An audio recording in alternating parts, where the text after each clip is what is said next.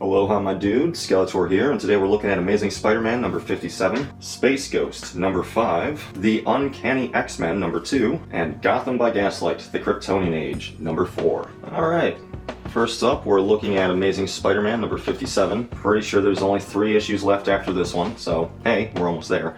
This is story by Zeb Wells, and we're back to art by John Romita Jr. After the events of last issue, we open with Tombstone being taken to prison. For whatever reason, Spider-Man meets him there to have a word with him, and for whatever reason, we got a glimpse of this on the cover, and for real, like, why can't you just sit correctly on a chair? And also, if you're in a prison, why would you sit like that? Period. But I digress. So anyway, like I was saying, Spidey ends up in prison to talk to Tombstone, and immediately Tombstone is let go of. And Peter realizes he could get targeted, Tombstone's daughter could get targeted, and Peter's ex-roommate slash ex-boss's son, Robbie, could get targeted. So, of course, he goes and has a meeting with the mayor, who is Luke Cage. They try to play by the books, and Tombstone attacks. There's a bait and switch where Janice is replaced by She-Hulk. Big fight ensues. The Sinister Syndicate, aka the all-female Sinister Six, shows up. And we end with the realization that Tombstone knew about the bait and switch with She-Hulk, and he's actually here to come kill his daughter on the other side of town. This felt like a pretty short issue. It was basically just all set up, so I'm guessing the next 2 issues is just going to be all fight, and then the final issue will probably be some kind of cathartic wrap-up. I don't know.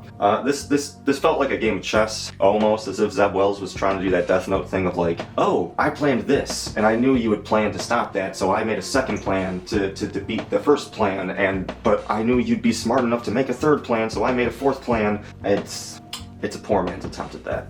It's not great. Again, Romita is just phoning it in. The art does nothing for me. I'm gonna say this is a 1 out of 5. At this point, I'm just curious what the next run is gonna be. And next up, we've got the Uncanny X-Men number 2, Who Are the Outliers?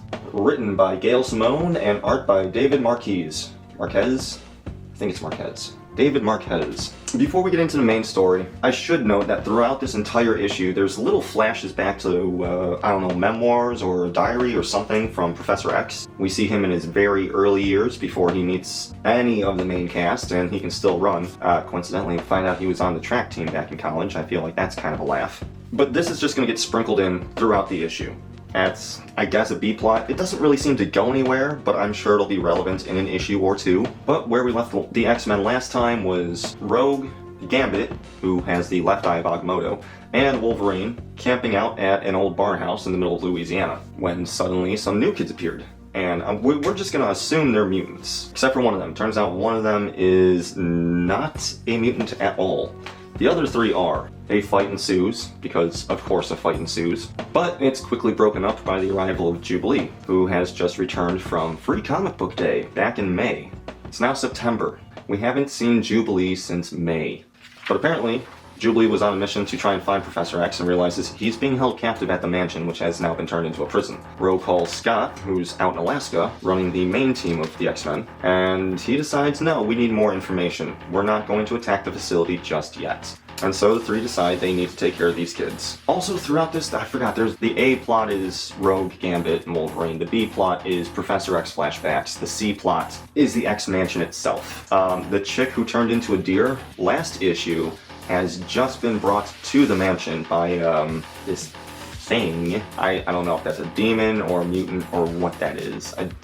Honestly, it legitimately could just be a demon. Sarah. Its name is Sarah. Yeah, this issue doesn't really go anywhere.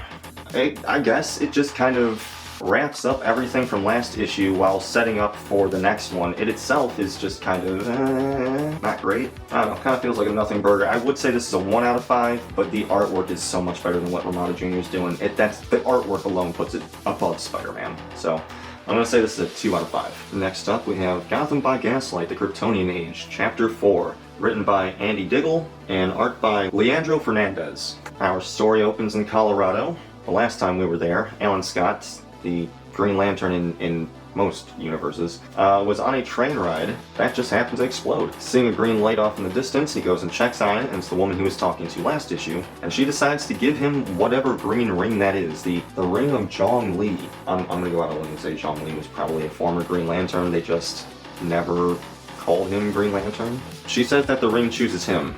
He admits he's never been a good person, he's always been a bastard, but she says he needs to use the ring to make up for those wrongs. The League of Assassins shows up to collect the ring, and we get this amazing page of Green Lantern just blasting these guys and turning them into screaming, flaming skeletons. Nothing scarier than a screaming, flaming skeleton. I've never seen the Green Lantern ring do that before, but that's pretty cool.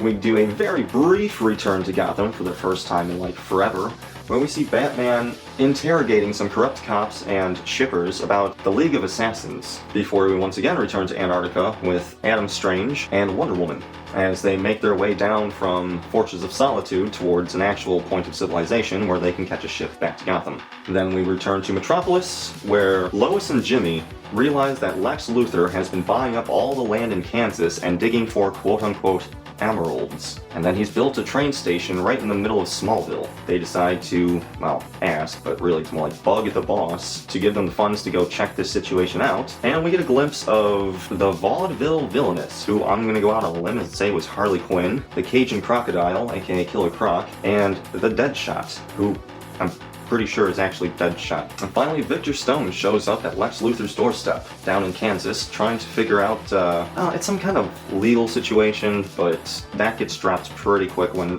Luthor reveals he only pulled this little trick to get Victor down here so that he could recruit him. And we take a quick glimpse at some of the project he's working on, and then we get the final page, the future Mr. Stone. And it's somebody being continuously electrocuted?